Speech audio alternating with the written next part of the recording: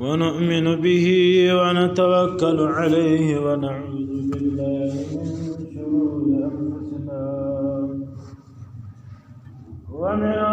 سيئات أعمالنا من يهده الله فلا مضل له ومن يضلل فلا هادي له ونشهد أن لا إله إلا الله ونشهد أن سيدنا وحبيبنا ومولانا محمدا عبده ورسوله أما بعد فإن حديث كتاب الله فإن هدي حج محمد صلى الله عليه وسلم فإن شر الأمور محدثتها وكل محدثة بدعة وكل بدعة ضلالة وكل ضلالة في النار. أما بعد فأعوذ بالله من الشيطان الرجيم. بسم الله الرحمن الرحيم. اهدنا الصراط المستقيم. صدق الله خالقنا العلي العظيم. بالشريف اللهم صل على محمد وعلى ال محمد كما صليت على ابراهيم وعلى ال ابراهيم انك حميد مجيد. اللهم بارك على محمد وعلى ال محمد كما باركت على ابراهيم وعلى ال ابراهيم انك حميد مجيد. حمد ثناء الفاك والذكر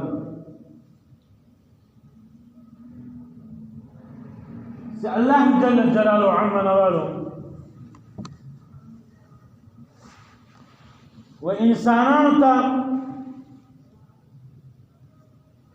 خصوصا دا حضرت پیغمبر علیہ الصلوۃ والسلام امتا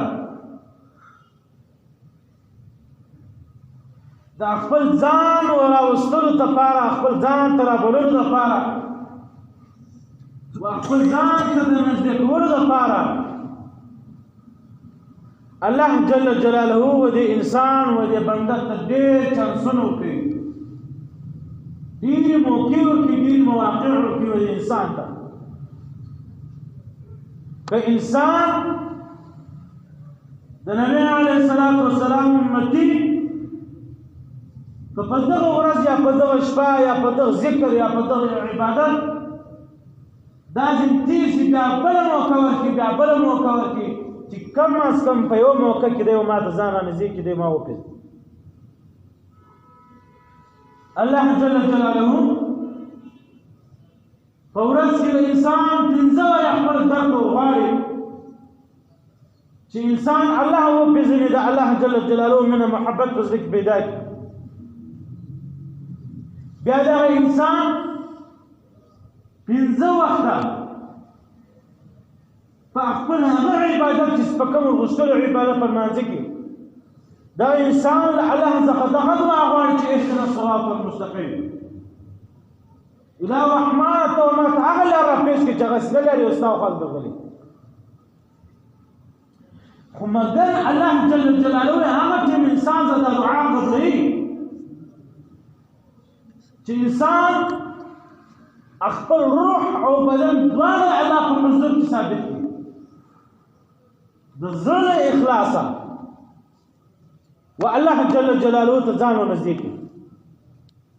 پنځه وخته مونځ تېر شوی، بیا انسان ته وایي چې دغه ورځ په اوو ورځو کې بهترینه ورځ ښه ورځ و الله جل جلاله ته خوښ کړه دا ورځ هغه دغه جمعې مبارکه ورځ ده چې هغه نور ورځې خو له تا تېرې شولې، زه به له تا د یوه منټ د یوه سکینډ د یوه ګنټې د تا حساب کوم، د عمر د تېرېدلو د خوراک ورکولو د هر شي به زه د تا حساب کوم چې ټوله له تا تېرې شوې. نن دا اومه شپه جمعه مبارک، نن بیا ما قدر راسوه، ما خوشحاله کړه، ما سره مینه محبت پیدا کړه، ما د ځان دوست ورسره، ما د ځان مالک و خالق وګرځوه، ته له ما سره دوستي وکړه. هیڅکله به ناکامه نه یې، نه په دې دنیا کې نه په هغه دنیا. بیا الله الله جل جلاله چې دا انسان ازاد افضل دې رسي بیا الله جل جلاله میاشتې موقع وکړي بیا کال 12 شپې بیا الله جل جلاله ته چې په دې کال کې په پلانې میاشت زما ډېره محبوبه میاشت ده پلانې میاشت زما ډېره محبوبه میاشت ده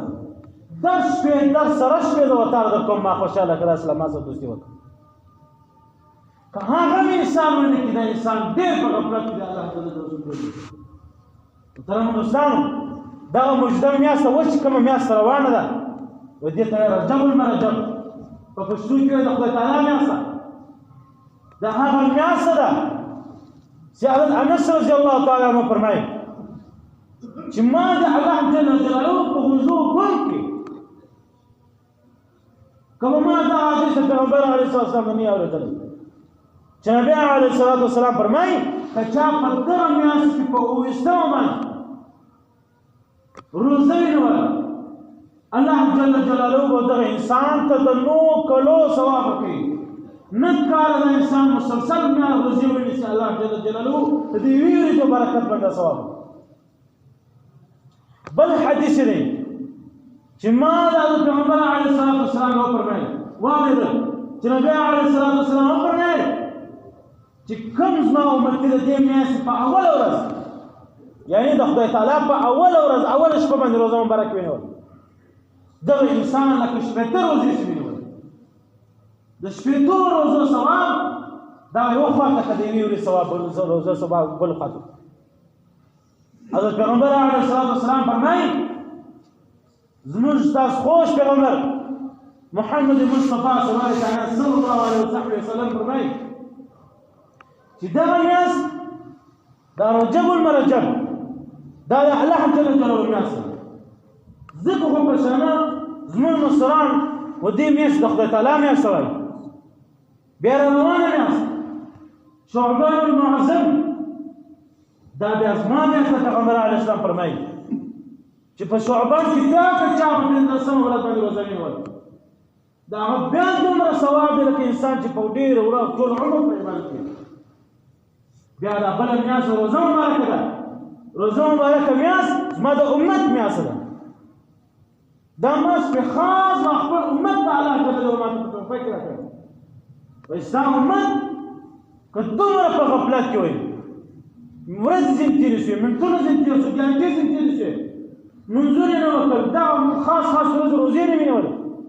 بیا اخري روزه هغه کام میاشت ده چې په هغه میاشت کې دې ورماله ځان راوړه ټوله که وختونه دي که میاشتې دي که شپې دي که ورځې دي که ګنټې دي دا ټوله به الله جل جلاله دا د پیغمبر علیه السلام امتیانو ته ما او تا ته الله جل جلاله موقع راکړي بیا یې شولي دي بیا یې وخت را شولی دی چې دغه ورځ دغه شپه په دې ورځ ما ته راسه په دې ورځ باندې عبادت وکړه په دې ورځ ما ته استغفار وکړه نبی علیه السلام فرمایي چې دا رجب المرجب په دې میاشت کې دا علما کرام مفسرین هم فرمایي هغه وایي چې رجب را جیم با لرجب را څخه د الله جل جلاله رحمت مراد د جیم څخه د نبی علیه السلام امت کې کوم مجرمان دي جرم مراد یعنی او ګناه مراد چې کوم انسان سره او له بعضه قد الله جل جلاله مهرباني مراد چې الله جل جلاله فرمایي زه خپل بنده چې هر څومره ګناهګار و ما ته راسي زه به د خپل رحمت په سایه کې دار کوم ونغښتم پټ به کوم په جامو کې به وپېچم خپل همسایه خپل رور خپل کوروالا خپل زوی چې څومره نزدې وي دغه انسان ته دغه انسان هم نسبت خبر چې دا زما پلار یا زما ورور یا زما نیکه دا ګناهګار زه به دومره خطا پر واچم زه به دومره په پیشو کې وپېچم زه به دومره د رحمت په پیشو کې پټ کړم دغه میاشت دا هغه میاشت چې الله جل جلاله ډېر خوښ او دا میاشت د الله جل جلاله میاشت نبی علیه السلام فرمایي پیغمبر اسلام فرمایي زما بهترین امت دا چې الله جل جلاله په عبادت کې الله جل جلاله راضي کړي که بیا هغه ورځې پر تېرې شي یعنی پنځه وخته لمونځ پر انسان باندې فرض دی په دا پنځه وخته لمونځ کې الله انسان نه کې راځي انسان الله نه کې راځي بیا ورځ په تېرې جمعې مبارکه ورځ راغله بیا بختور ورځ بیا انسان الله نه کې راځي بیا دا ورځ لاړه تر میاشتې ورسېده بیا میاشتې روژه مبارکه پر راغله وایي که په روژه مبارکه کې انسان الله نه کې راځي دغه انسان په دنیا تر بېبخته انسان دغه بېبخته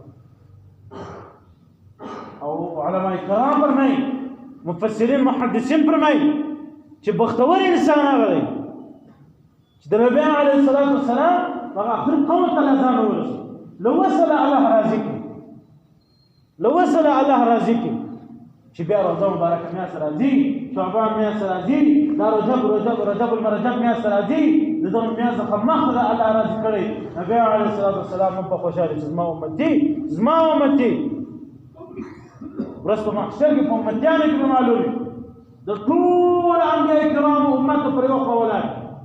د نبي علیه الصلاة والسلام امت پر بله خوا ولاړ علامه او نشان به دغه وي دغه نبي علیه السلام امتیانو به اودسونه کړي مخ به سپین وي لاسونه به سپین وي مسې به کړي سر به سپین وي نور به تر پټې کړي پښې مبارکې به سپین وي وایي زما د امتیانو ورځ په محشر غټ نشان ده غټه علامه ده زه به ځم خوشحاله زه به لرې پېژنم دا زما امتي را روان او انسان په کوم حال کې پروت بالکل داسې ژوند کوو هغه حیوانان خو یو وخت یو ډېر لوی غټ عالم دا د سمندر پر غاړه روان وي بیا یو انګریز خپل سپی تر رسۍ نیولی را روان وی بیا یې دا عالم ته وویل چې مولانا صاحب یا مولوي صاحب یا شیخ صاحب دا ستا ژیره چې پر مخ ده دا ښه ده او که زما د سپینه کوي ښه ده هغه عالم ډېر پوه له الله سره مینه محبت وله دغه عالم ورته وویلی که ورځ په محشر زه په دا ټولو بندګانو د الله جل په بندګانو کې زه رسوا شولم زه غرق شولم د نبي علیه السلام په امتیانو کې نه رالم بیا دا ستا سپینه کوي ته محشر ده ولې دا ستا سپینه کوي دا په جهنم کې نه سوځېږي او که زه ورځ په محشر د نبي علیه السلام په امت کې راپورته شولم لما الله راضي وي د نبي علیه السلام امتي ماته ورکېدلی بیا زه بهتره ده زما ژیره بختوره او بهتره ده دا ستا د فکر ده کوي انسان د سبق دی هغه انګریز فورا وویل چې بالکل دین حق دی او فورا یې په ایمان راوړی پر الله جل جلاله باندې انسان که هر څومره عبادتونه وکړي مګر الله یې راضي کړی نه وي ورځ محشر ودل یو عبادت په کار نه وځي څومره دنیا الله ورکړي ټوله د الله په لاره کې راکړي څومره عمر الله ورکړي ټوله عمر د الله په لاره کې تېر څومره ځواني الله ورکړي ټوله ځواني د الله په عمر کې په لاره کې تېر مګر که د الله نه وه قبوله الله جل جلاله نه یې خوشحاله کړی الله نه وځي راځي دا ټوله ځای الله جل جلاله زموږ ستاسو عبادتو ته نه دی محتاج او علماء کرام فرمایي جنت دا په لمانځه او په روژه او په زکات او په حج نه پیدا کېږي دا د الله په فضل و انسان ته پیدا کېږي د الله فضل دا په عبادت باندې انسان ته پیدا کېږي چې انسان داسې عبادت وکړي چې الله راضي شي پر انسان باندې الله فضل وشي چې فضل د خدای پر انسان باندې وسولې هغه انسان هم کامیاب وشي هم په دې جان هم په هغه جان محترمو دوستانو دا میاشت دا ډېره بختوره میاشت ده خصوصا په دې میاشت کې د الله پیغمبر اسلام فرمایي چې رجب المرجب میاشت کې الله جل جلاله چې کوم انسان توبه کاږي دغه انسان توبه بالکل الله قبلوي حضرت عائشة رضی الله تعالی عنها فرمایي چې نبی علیه الصلاة والسلام فرمایي چې څلور ورځې دي څلور شپې دي په دغه ورځو کې الله جل جلاله دعا نه رد کوي که چا به دعا وکړم الله یې قبلوي که چا دعا وکړم الله یې قبلوي وایي دا د جمعې مبارکه ورځ او شپه په دې باندې الله جل جلاله خامخا دعا د انسان قبلوي که انسان په صحیح معنا الله ته ووایي یوه د رجب المرجب د دغه میاشتې د خدای تعالی د میاشتې اوله ورځ دوم روانه میاشت شعبان المعظم د شعبان المعظم د هغه میاشت پنځلسمې او دریم د کوچني اختر څلورم د لوی اختر شپه ورځ دغه ورځ شپې په دغه کې الله جل جلاله خامخا دعا د انسان قبلوي دغه میاشت ډېره بختوره او بل دغه میاشت یوه دا رجب المرجب میاشت یوه محرم الحرام اسم حسین یوه خدای تعالی میاشت یوه اسم حسین میاشت یو د کوچني اختر میاشت یو د لوی اختر میاشت په عربي کې نومونه شعبان رجب المرجب محرم الحرام ذی القعده او ذی الحجه دغه میاشتې دا هغه میاشتې دي چې الله جل جلاله د نبي علیه الصلاة والسلام امت ته په دغه میاشت کې الله جل جلاله انسان ته څومره چې نږدې کول غواړي الله جل جلاله نږدې کوي دوم دغه میاشت ته الصبت میاشت وایي یعنی چې څومره سخت په خپل منځ کې بدیانې ولې پلار مې تبې سره مشتري ول کفار او مسلمان به ولې پر خپل منځ کې به جنګونه ول مګر په دغه څلور میاشتو کې د احرام حرام په میاشت کې دغه څلور میاشتو حرام میاشتې په دغه میاشتو کې به هغه جنګونه نه ول نفرت به نه ولئ مینه محبت ولئ د پلار قاتل یې وڅنګ ته تنازع به نه ورته کولی میاشته به دې میاشت روانه ولې دا الله جل جلاله د رحمت میاشت ګرځولي که انسان پوه شي او دغه میاشتو بختول کړه دې ګټه واخلي الله جل جلاله به دې انسان بدین د رحمت الله جل جلاله مستاسو ودا خبر عمل کو توفیق نصیب کړي دعا غواړم الحمدلله رب العالمین والصلاه والسلام على وعلى اله واصحابه الذين خلصوا على